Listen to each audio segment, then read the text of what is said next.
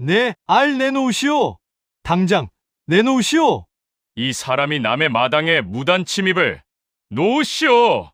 자네가 먼저 놓으시오. 이 어찌 가벼운 일이라 하겠느냐? 마을의 평화를 어지럽힌 죄?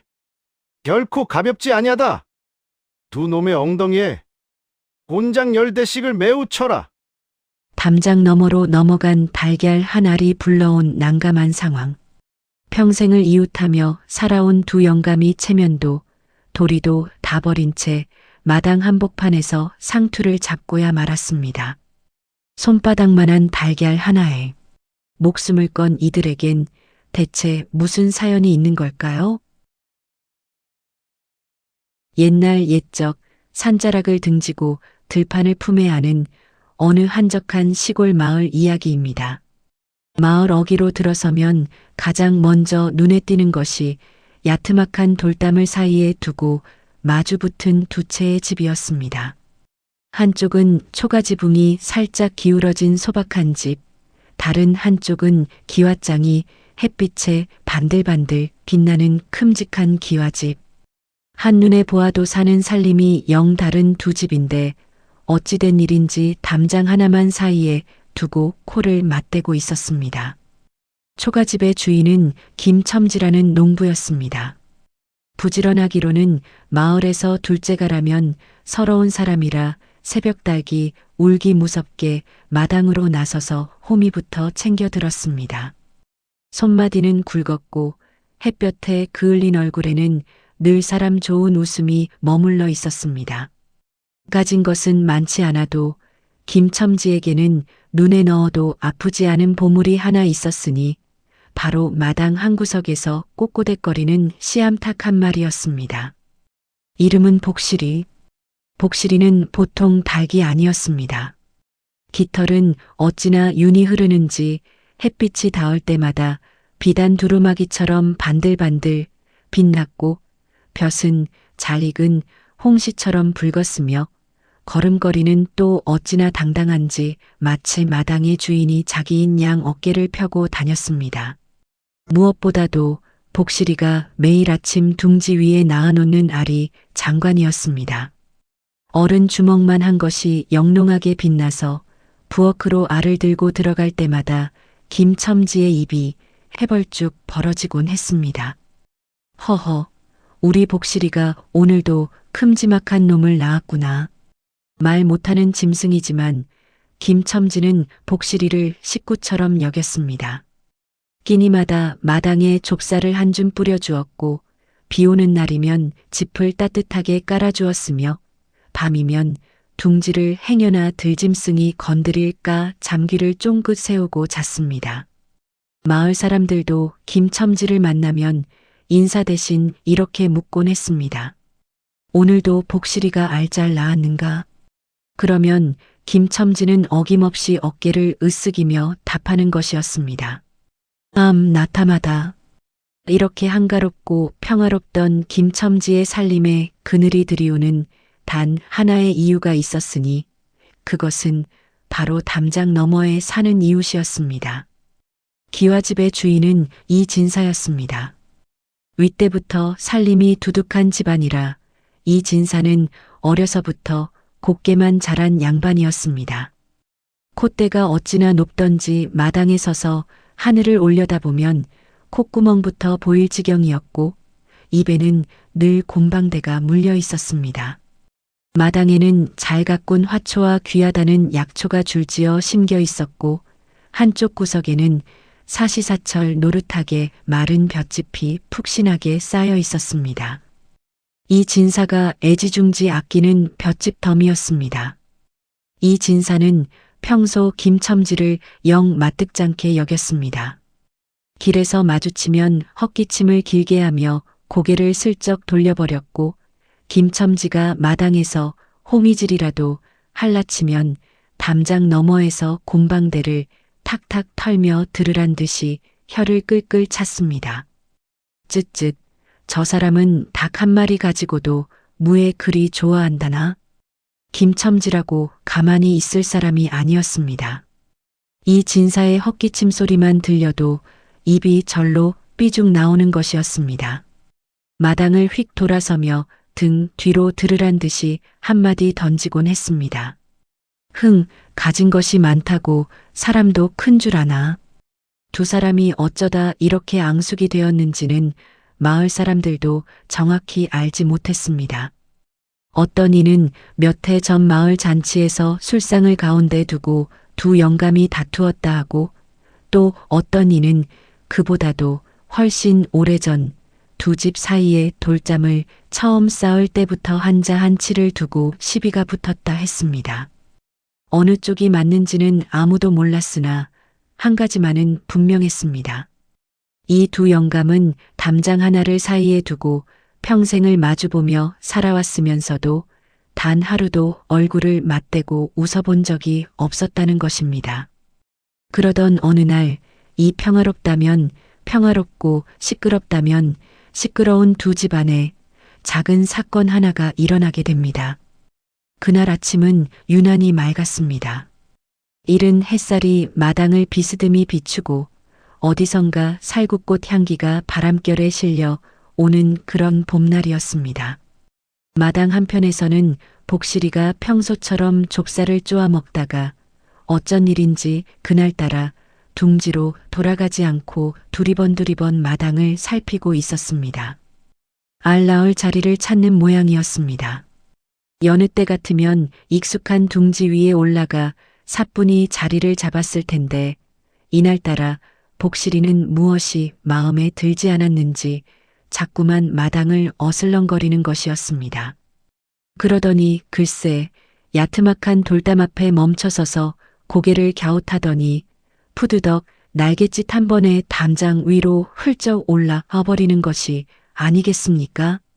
마침 김첨지는 마당 뒷곁에서 장작을 패고 있던 참이라 이 광경을 보지 못했습니다.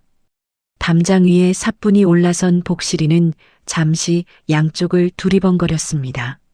한쪽에는 익숙한 자기 집 마당이 있었고 다른 한쪽에는 노릇노릇 잘 마른 볏짚이 산처럼 쌓여있는 이진산의 마당이 있었습니다. 푹신하기로 치자면 그쪽이 100배는 푹신해 보였습니다. 복실이는 망설임 없이 이 진산의 마당으로 폴짝 뛰어내렸습니다.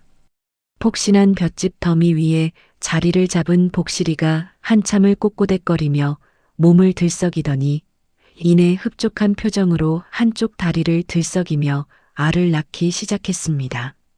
잠시 후 볏짚 사이로 영롱하게 빛나는 큼지막한 알 하나가 사뿐히 굴러 떨어졌습니다.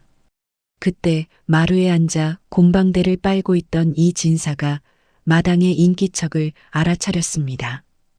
이 무슨 소란인고.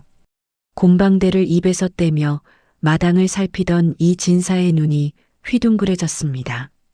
자기 집 볏짚 더미 위에 김첨진의 닭이 떡하니 올라앉아 있는 것이 아닙니까?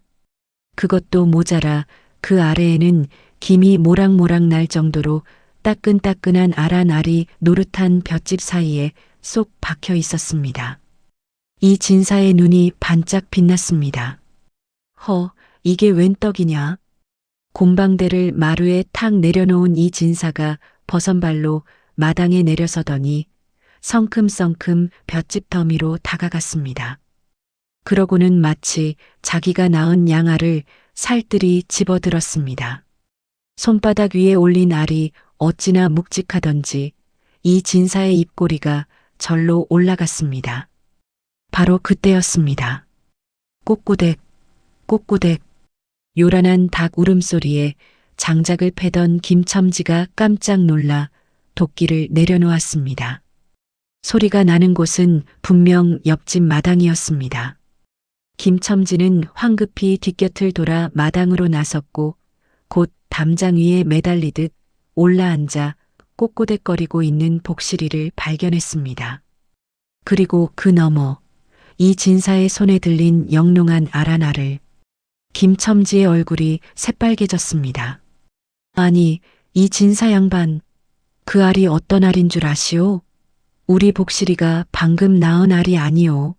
어서 이리 내놓으시오. 담장에 매달리듯 붙어서서 김첨지가 소리쳤습니다. 그러나 이 진사는 들은 척도 하지 않았습니다. 오히려 알을 손바닥 안에 더 야무지게 감싸주며 곰방대를 다시 입에 물고는 천연덕스럽게 받아쳤습니다. 이 사람아, 무슨 소리를 하는 게요? 이 알은 내 집 마당에 떨어진 알이요. 하늘이 내 마당에 내려주신 거나 진배 없으니 이는 마땅히 내 알이지. 내 닭이 낳은 알이요. 닭 주인이 알 주인 아니요. 내 마당에 떨어졌으니 내 알이지. 담장을 사이에 두고 두 영감의 목소리가 점점 높아졌습니다. 마당에서 빨래를 널던 아낙들이 무슨 일인가 싶어 고개를 빼꼼히 내밀었고 골목을 지나가던 아이들도 걸음을 멈추고 담벼락에 매달려 구경하기 시작했습니다. 이렇게 해서 손바닥만 한 달걀 한 알 때문에 담장을 사이에 둔 두 영감의 자존심 싸움은 어이없게도 그 막을 올리게 되었습니다. 그날 밤 김첨지는 잠을 이루지 못했습니다. 이불을 덮었다 걷었다. 한쪽으로 돌아 누웠다. 다시 뒤집었다. 천장만 멀뚱히 바라보다가 한숨을 길게 내쉬었습니다. 달걀 하나가 뭐라고, 그깟 알 하나가 뭐라고. 머릿속으로는 그렇게 생각하면서도 눈을 감으면 이 진사의 그 천연덕스러운 얼굴이 자꾸만 떠올랐습니다. 야무지게 알을 감싸 쥐던 그 손, 들은 척도 하지 않던 그 뒷모습, 그리고 입에 문 곰방대에서 피어오르던 연기까지. 이거 참. 이튿날 아침 김첨지는 부엌으로 들어갔습니다. 고구마 단지를 끌어내어 실한 놈들을 추렸습니다. 가을에 직접 캐서 가장 좋은 것만 골라 모래를 덮어 묵혀둔 호박 고구마였습니다. 손가락으로 쥐어보면 묵직하게 찰지고 끓는 물 위에 올려찌면 노릇한 껍질이 갈라지며 달디달고 고소한 냄새가 집 안가득 퍼지는 것이었습니다. 달걀 하나로 얼굴 붉히는 것도 피곤하고 이웃 망신 내 망신인 법이지. 넌지시 고구마나 건네면 눈치로 알아서 돌려주겠지. 그렇게 마음을 다잡으며 찜통 뚜껑을 올렸습니다. 김이 오르기 시작했습니다. 솥 안에서 모락모락 피어오르는 김을 바라보며 김첨지는 미리 속으로 계산을 해두었습니다. 이 진사가 고구마를 받아먹으면 그것으로 끝. 달걀 얘기는 꺼내지도 않겠다. 담장 너머 일은 없던 것으로 치면 그만이다. 체면도 차리고 이웃도 살리는 이 얼마나 깔끔한 마무리인가. 한 식경쯤 지났을까 껍질이 알맞게 갈라진 고구마를 소쿠리에 담아들고 나섰습니다. 나지막한 돌담 앞에 다가서니 마침 이 진사가 마루에 앉아 곰방대를 손질하고 있었습니다. 이 진사 양반, 목소리를 가다듬어 불렀습니다. 이 진사가 눈을 들더니 살짝 미간을 좁혔습니다. 그러나 김첨지가 소쿠리를 앞으로 불쑥 내밀자 따끈하게 올라오는 고구마 김이 담장을 넘어 코끝을 간지렸습니다. 이 진사의 미간이 서서히 풀렸습니다. 가져오긴 뭘 가져와. 말은 그렇게 했으나 손은 이미 소쿠리를 향해 뻗고 있었습니다. 이 진사가 고구마 한 개를 집어들었습니다. 껍질이 반쯤 갈라진 곳에서 금빛 속살이 비어져 나와 있었습니다. 한 입 물었습니다. 달고 진한 단맛이 혀 위에 퍼지자 이 진사의 눈이 가늘어졌습니다. 두 입, 세 입. 어느새 한 개를 다 먹고 두 번째에 손을 뻗었습니다. 담장 이쪽에서 김첨지는 그 모습을 지켜보며 속으로 미소를 지었습니다. 휴, 저렇게 잘 받아먹으니 이제 됐다. 알은 곧 돌려주겠지. 마음이 한결 가벼워진 김첨지가 돌아서려는 찰나 이 진사가 소쿠리를 완전히 끌어당기며 자리를 고쳐 앉는 것이었습니다. 소쿠리가 담장을 완전히 넘어간 것을 확인한 이 진사가 천천히 고구마를 씹으며 입을 열었습니다. 잘 먹겠소. 예, 맛있게 드시고. 그런데 말이오. 이 진사가 고구마를 삼키고 나서 손등으로 입을 닦았습니다. 그러고는 곰방대를 집어들고 탁탁 털더니 마치 처음부터 이 말을 하려고 기다리고 있었다는 듯이 느긋하게 말을 이었습니다. 자네 닭이 말이오. 어제 내 마당에서 꽤 오랫동안 먹이를 쪼지 않았소? 그야 담 넘어가서 잠깐이 아니었소. 내가 애지중지 키우는 지렁이들이 있는데 내 복이 들어오지 않도록 기름진 흙을 고르고 고른 자리여. 거기서 살을 찌운 지렁이들을 자네 닭이 한 놈도 안 남기고 쪼아 먹었단 말이지. 김첨지의 눈썹이 서서히 위로 올라가기 시작했습니다. 토실토실한 벌레도 몇 마리 들어갔을 테고. 그렇지? 그게 다 어디로 갔겠소? 다 그 알 속으로 들어간 것 아니겠소? 그게 무슨 말씀이요? 쉽게 말하자면 이거요. 이 진사가 몸을 앞으로 살짝 기울이며 손가락 하나를 세웠습니다. 닭의 껍데기, 그 빈 껍데기만 자네 것이지. 그 알 속에 든 노른자 흰자 할 것 없이 알맹이를 채운 영양분은 오롯이 내 마당에서 나온 것이오. 그러니 그 알의 알맹이는 당연히 내 것이지 않소? 잠시 아무 소리도 들리지 않았습니다. 봄바람에 살구꽃이 진다는 것도, 복실이가 마당 어딘가에서 꼬꼬댁거린다는 것도, 그 어느 것도 김첨지의 귀에 들어오지 않았습니다. 그저 눈앞이 하얘지는 것이었습니다. 지금 그 말이 말이요. 닭 껍데기만 내 것이고 알은 당신 것이라는 소리요? 논리적으로 따지면 그렇다는 것이지. 논리가 어디 있소? 세상 천지에 그런 논리가 어디 있단 말이오. 흥? 이웃 마당 지렁이 공짜로 먹어치우고 알 통째로 가져가겠다는 사람보다야 내 논리가 100번 낫지. 아니 이 양반이 소쿠리를 가져온 것을 후회할 새도 없었습니다. 고구마를 건네며 부드럽게 마무리 지으려던 계획이 한순간에 무너지는 것을 느끼며 김첨지의 목에서 뜨거운 것이 치밀어 올랐습니다. 참으려 했습니다. 꼭 참으려 했습니다. 그러나 그때 이 진사가 소쿠리에서 고구마를 하나 더 집어들며 태평스럽게 덧붙이는 것이었습니다. 게다가 내 볏짚이 없었으면 알을 낳을 자리도 없었을 것 아니오. 이건 사실 내가 자네한테 볏짚삭을 청구해도 할 말 없는 것이오. 김첨지의 꼭지가 그 자리에서 제대로 돌아버렸습니다. 이런 날강도 같은 양반을 봤나? 소리는 담장을 넘고 진동은 기왓장까지 흔들었습니다. 김첨지가 담장 위로 훌쩍 뛰어넘어 이 진사의 마당으로 쳐들어가는데 수만 번 들이쉴 틈도 없었습니다. 내 알 내놓으시오. 당장 내놓으시오. 이 사람이 남의 마당에 무단 침입을. 남의 마당이고 뭐고가 어딨소. 내 알부터 내놓으시오. 김첨지가 이 진사의 멱살을 우악스럽게 움켜쥐었습니다. 이 진사도 지지 않았습니다. 한 손으로는 잡힌 멱살을 거머쥐면서 다른 손으로는 얼른 김첨지의 상투를 단단히 틀어주는 것이었습니다. 두 영감이 서로를 붙잡은 채 마당 한가운데서 이리 비틀 저리 비틀 뒤엉켰습니다. 놓으시오. 자네가 먼저 놓으시오. 소란 소리가 담장을 넘자 동네 사람들이 구름대처럼 몰려들었습니다. 골목에서 놀던 아이들이 달려오고 빨래터에 있던 안악들이 함지박을 내려놓고 왔으며 밭 이랑을 갈던 사내들도 호미를 손에 쥔 채 담벼락에 죄다 매달렸습니다.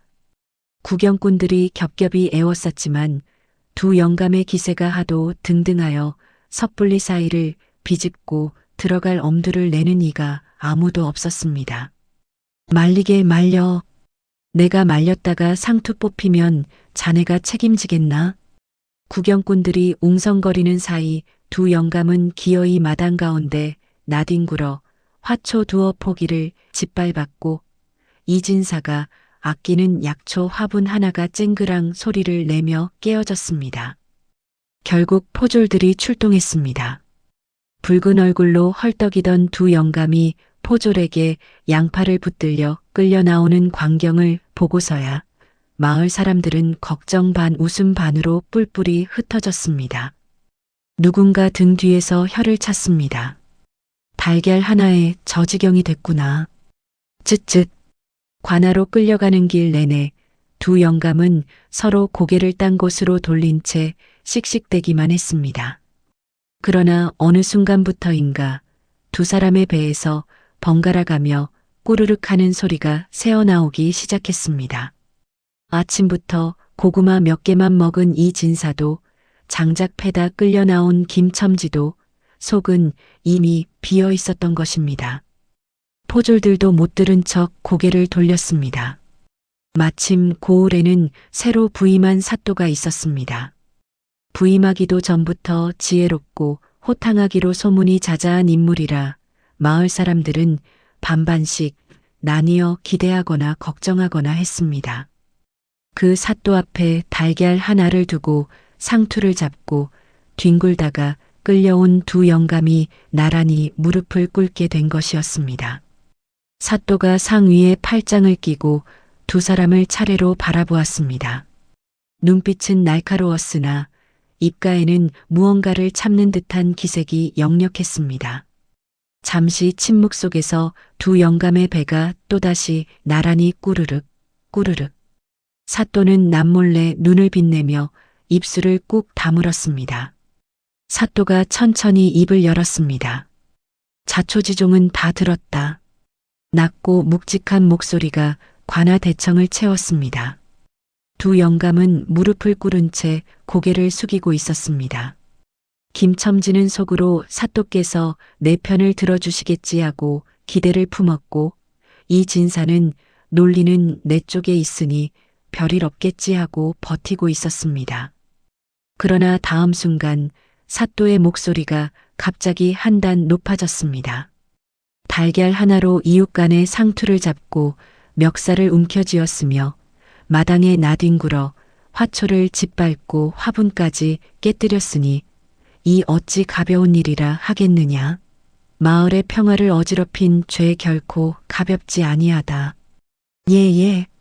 두 영감의 고개가 동시에 번쩍 들렸습니다.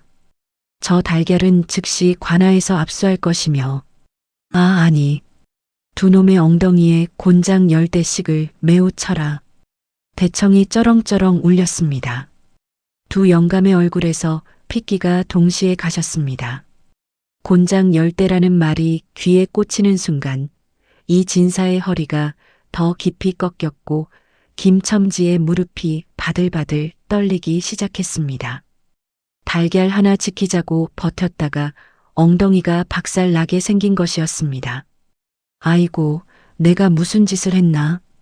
그깟 알 하나에 내가 눈이 멀어도 너무 멀었구나. 두 영감은 뒤늦은 후회가 파도처럼 밀려오는 가운데 사시나무 떨듯 이마를 마루에 찌으며 엎드렸습니다. 사또 죽을 죄를 지었습니다.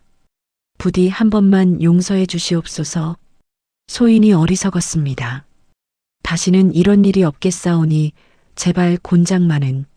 나란히 엎드린 두 영감의 목소리가 대청 바닥으로 가라앉았습니다. 그때 또다시 어김없이 두 사람의 배에서 꾸르륵 꾸르륵 나란히 소리가 났습니다. 대청 안이 잠시 조용해졌습니다.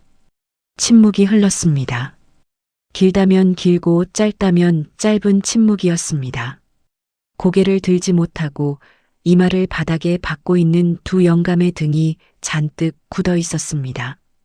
형리가 곤장을 들고 옆에 대기한 채 사또의 눈짓을 기다리고 있었고 구경하러 몰려든 아전들도 숨을 죽이고 있었습니다. 그때였습니다. 풋! 짧고 분명한 웃음소리가 대청 안에 퍼졌습니다. 두 영감이 동시에 고개를 들었습니다. 사또가 팔짱을 풀고 상 위에 두 손을 가지런히 올려놓은 채 입꼬리를 참지 못하고 씩 웃고 있었습니다. 형집행은 잠시 멈춰라. 형리가 물러섰습니다. 사또가 자리에서 천천히 일어나 두 영감을 내려다보았습니다. 두 눈에는 장난기가 가득했으나 목소리만은 여전히 낭낭했습니다. 닭 주인의 말도 일리가 있고 마당 주인의 말도 일리가 없지 않으니 본관이 공평하게 판결을 내리겠다. 달걀을 반으로 나누되 둥글게 뭉친 노른자는 알을 낳은 어미 달개 주인이 가지고 넓게 퍼지는 흰자는 너른 마당을 내어준 주인이 가져라. 두 영감이 어리둥절한 얼굴로 서로를 흘겨보았습니다. 노른자와 흰자를 따로 가져가라는 것인데 생각해보면 이보다 공평한 판결도 없을 듯 했습니다. 이 진사는 속으로 흰자가 더 많으니 손해본 것도 아니라는 계산이 섰고 김첨지는 노른자만큼은 지킨다는 생각에 마음이 조금 풀렸습니다. 어서 달걀을 가져오너라. 아전 하나가 달걀을 받쳐 들고 왔습니다. 어제 이 진사가 손바닥 위에 올렸던 바로 그 달걀이었습니다. 사또가 손짓하자 부엌 아궁이에서 달궈진 가마솥 뚜껑이 끌려 나왔습니다. 시커멓게 달궈진 무쇠 뚜껑에서 열기가 위로 피어올랐습니다. 아전이 달걀을 쥐고 뚜껑 위에 살그머니 깨뜨렸습니다. 칙! 뜨거운 소리와 함께 달걀이 퍼졌습니다. 고소하고 구수한 냄새가 관아 대청 안으로 번지기 시작했습니다. 그런데 노른자가 먼저 살며시 자리를 잡나 했더니 흰자가 주르르 밀려들며 노른자를 반쯤 덮어버렸습니다. 잠시 후 뚜껑 위에 남은 것은 노른자도 아니고 흰자도 아닌 테두리가 노릇하게 지져진 둥근 계란 프라이 한 장이었습니다. 고소한 냄새가 대청을 가득 채웠습니다. 사또가 두 팔을 활짝 벌리며 껄껄 웃었습니다. 보아라. 노른자와 흰자가 저렇게 엉겨붙어 버렸으니 이제 누구 것이 어디까지인지 알 도리가 없구나. 나누고 싶어도 나눌 수가 없게 되었다. 두 영감이 가마솥 뚜껑 위를 멍하니 바라보았습니다. 반으로 나누어 가지라는 판결이 그러나 반으로 나누는 것이 이미 불가능해진 상황이 된 것이었습니다. 김첨지가 입을 벌렸다가 닫았습니다. 이 진사가 눈을 깜빡이다가 다시 달걀을 바라보았습니다. 사또가 두 사람을 번갈아 보며 목소리를 낮추었습니다. 이웃지간이란 바로 이 달걀과 같은 것이다. 담장 하나를 사이에 두고도 결국 하나로 엉겨붙게 되어 있는 법. 노른자와 흰자가 뒤엉켜 맛있는 요리가 되었듯 너희 두 사람도 떨어질 수 없는 한 이웃인 것이야. 대청 안이 조용했습니다. 껄껄 웃는 사또 앞에 두 영감은 할 말을 잃고 그저 달걀 냄새만 맡고 있었습니다. 고소하고 따뜻한 냄새가 코끝을 간지리는 동안 두 사람 모두의 배에서 조용히 꾸르륵 소리가 났습니다. 사또가 무릎을 탁 쳤습니다. 아, 참. 아침부터 끌려와 배가 고프겠구나. 상을 내려라. 막걸리 한 동이와 함께 안주상이 들어왔습니다. 관아 문을 나서는 길은 들어올 때와 사뭇 달랐습니다. 들어올 때는 서로 고개를 딴 방향으로 꼿꼿이 돌린 채 씩씩대며 끌려 들어왔더니 나갈 때는 나란히 걸으면서도 어쩐지 걸음이 자꾸 맞아 들어갔습니다. 말은 없었습니다. 그러나 등 뒤에서 관아 문이 삐걱 닫히는 소리가 나자 두 사람이 거의 동시에 긴 한숨을 내쉬었습니다. 허, 어이없게도 한숨 소리마저 비슷했습니다. 관아 문 앞 주막에서 풍기는 냄새가 두 사람의 코를 동시에 잡아당겼습니다. 아침부터 아무것도 제대로 먹지 못한 데다 사또가 내린 상도 얼떨결에 몇 젓가락 집다 보니 배를 채우지 못했던 것이었습니다. 두 사람의 발걸음이 저도 모르게 주막 쪽으로 향했습니다. 먼저 발을 들인 것은 김첨지였습니다. 이 진사가 뒤따라 들어오는 것을 보고도 딱히 막지 않았습니다. 둘 다 아무 말 없이 평상에 마주 앉았습니다. 막걸리가 나왔습니다. 주막 안악이 눈치껏 사또가 내린 계란 부침개도 반씩 잘라 접시에 담아내왔습니다. 노른자 자리가 어디고 흰자 자리가 어디인지 이제는 알 수도 없는 그저 고소하고 노릇한 부침개였습니다. 두 사람은 잠자코 잔을 들었습니다. 딱히 먼저 말을 꺼내는 사람도 없었습니다. 그냥 잔을 가볍게 부딪혔습니다. 막걸리가 넘어가는 동안 두 사람은 각자 멀리 딴 곳을 바라보다가 부침개를 집어들었다가 다시 잔을 채웠습니다. 이윽고 이 진사가 빈 잔을 내려놓으며 조용히 말했습니다. 고구마가 달더군. 김첨지가 잠시 멈칫하더니 잔을 천천히 내려놓으며 받았습니다. 잘 익은 놈으로 골랐소. 그것으로 충분했습니다. 두 사람은 더 말하지 않았지만 그 짧은 말 사이에 어제와 오늘 있었던 일들이 조용히 녹아들어갔습니다. 억지 궤변도 멱살잡이도 식은땀 흘리며 곤장을 기다리던 그 순간도 막걸리 한 모금 넘어가듯 아무 소리 없이 잠시 후 이 진사가 어깨를 으쓱이더니 피식 웃음을 내뱉었습니다. 웃기 싫다는 듯이 고개를 돌렸지만 이미 늦었습니다. 그것을 본 김첨지도 터져 나오려는 웃음을 참다가 결국 껄껄 쏟아버렸습니다. 한번 웃음이 터지자 걷잡을 수 없었습니다. 두 영감이 평상을 두드리며 한참을 웃었습니다. 어제는 그 울음이 싸움이었는데 오늘은 같은 배꼽시계에서 나온 소리가 웃음이 되었습니다. 다음 날 아침이었습니다. 복실이가 마당으로 나왔을 때 어제까지만 해도 반듯하게 서 있던 두 집 사이의 돌담이 한쪽 귀퉁이에서부터 반쯤 허물어져 있었습니다. 누가 먼저 손을 댔는지는 아무도 몰랐습니다. 아니, 어쩌면 알 필요가 없었습니다. 복실이는 구멍난 담장 사이를 당당하게 걸어서 이 진산의 마당으로 넘어갔습니다. 볏짚 더미 위에 사뿐히 자리를 잡고 앉아 한참을 꼿꼿대거리더니 이윽고 묵직하고 영롱한 알 하나를 낳았습니다. 이번엔 아무도 달려나오지 않았습니다. 마당 이쪽에서 김첨지가 장작을 패며 콧노래를 흥얼거렸고 마루 저쪽에서 이 진사가 곰방대를 피우며 괜스레 파란 하늘을 올려다보았습니다. 볏짚 사이에서 따끈한 김을 내뿜는 알 하나가 봄볕 아래 조용히 빛나고 있었습니다. 이야기가 재밌으셨다면 구독과 좋아요로 함께 해주세요.